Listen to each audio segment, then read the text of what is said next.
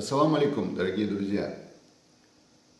Каждый чеченец должен знать, что уезжая за пределы своей республики или принимая дома гостей, разговаривая с кем-то по телефону или общаясь с кем-либо в социальных сетях, он становится участником великой миссии.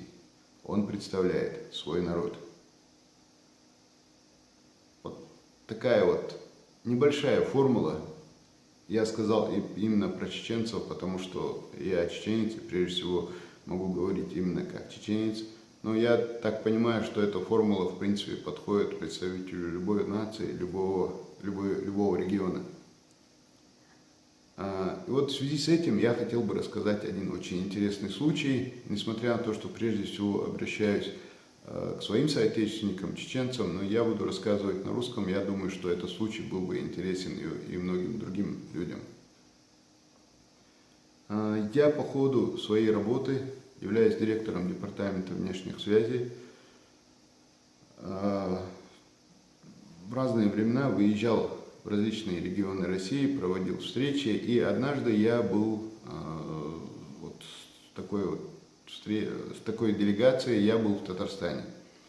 И по ходу других официальных мероприятий, встреч, встречался с одним чиновником. Ну, на всякий случай, я это не согласовал с ним, поэтому я не буду говорить ни его имени, ни должности, которую он занимал. Это, в принципе, не важно. То есть я зашел, заранее согласовал свою встречу и пришел с визитом к одному из чиновников администрации Республики Татарстан в городе Казань.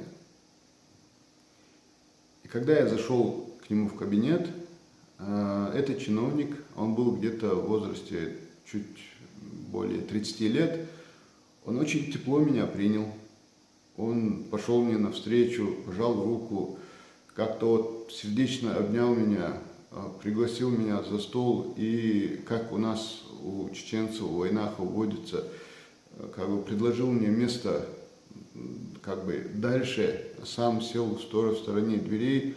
И я машинально отметил, что традиции татар и традиции чеченцев, наверное, во многом схожи, если вот такое отношение к гостям. И когда мы начали говорить, он мне рассказал одну очень интересную вещь. И он сказал: когда мне сказали, что вы хотите со мной встретиться, мне было очень приятно, что приезжает именно представитель Чеченской Республики, потому что именно к чеченцам у меня особенное отношение. Ну, мне было, конечно, интересно, я спросил: а почему, что такое случилось? И он сказал: я получил в свое время грант на учебу и учился в Лондоне. И когда я поступил в Лондоне, я жил в общежитии, учился, я жил на свою стипендию, было довольно-таки трудно, и место, в котором я жил, было отдаленно от места учебы. Получилось так, что я познакомился на своем курсе с чеченцем, мы с ним вместе учились. Познакомился, мы подружились, и он вскоре пригласил меня в гости к себе домой на ужин. Вот я пришел к нему в гости, мы пообщались, у него там жили отец и мать, то есть в Лондоне в частном доме жил молодой парень, чеченец, студент, и жили его родители в таком достаточно большом двухэтажном доме. И мне очень понравилась эта семья, им получилось так, что они тоже остались обо мне хорошего мнения, хорошего впечатления я оставил. И получилось так, что вскоре мой друг меня опять пригласил на ужин. И так происходило несколько раз. И в очередной раз, когда я пришел в гости, они мне сказали: ты живешь в общежитии, и ты живешь один здесь, не очень это будет удобно.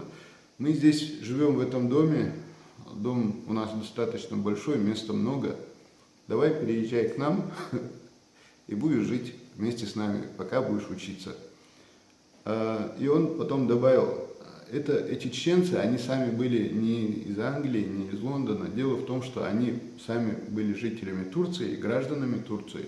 Это представители той группы людей, потомков той группы людей, которая уехала еще в начале 20 века, которые ушли в Турцию. И у них сын поступил в Лондоне в высшее учебное заведение, и для того, чтобы быть рядом с ними, родители, которые были уже как бы самодостаточные, обеспеченные, они на время учебы своего сына в Лондоне купили в Лондоне этот дом, приехали и стали жить именно там. И он говорит, я, конечно, с большим удовольствием к ним переехал, и все годы, пока я жил и учился в Лондоне, я жил у них дома. Приятно в этом. И он говорит, все эти годы, пока я жил и учился в Лондоне, я жил у них дома, и они ко мне относились как к своему сыну. И поэтому у меня к чеченцам особенные отношения. Ну, сказать, что это мне было приятно слушать, ну, это ничего не сказать. Конечно, это было очень приятно. И получилось так, что этот чиновник принял меня очень тепло. Он мне по моей работе помог дальше, как только мог. Там, помогал мне в тех вопросах, в которых, в принципе, я просто так, в смысле, добиться каких-то успехов не смог бы. Помогал именно как другу, помогал именно как почти родственнику.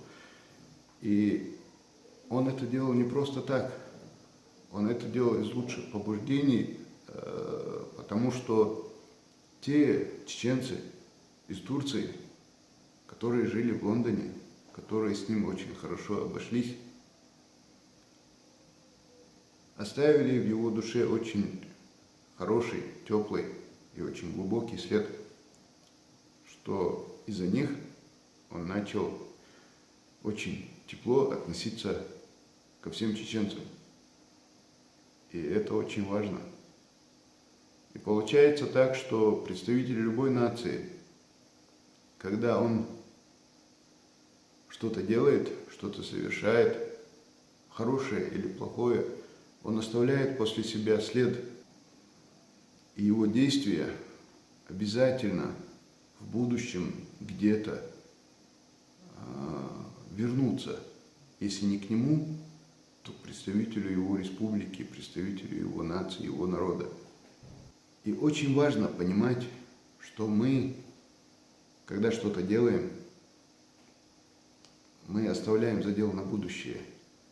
Если мы сегодня делаем что-то хорошее, то это хорошее вернется к нам или к представителям нашей нации, к нашим родственникам. Китайская пословица, что мир приходит к тебе таким же, каким он исходит от тебя, она очень важна, эта пословица, и она очень актуальна. Можно только ее немного расширить, добавить, что мир приходит, который исходит от тебя, приходит не только к тебе, но и к представителям твоей нации, представителям твоей республики, твоего народа. Это очень важно.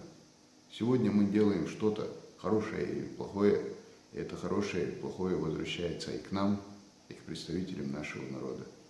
Поэтому надо делать добро.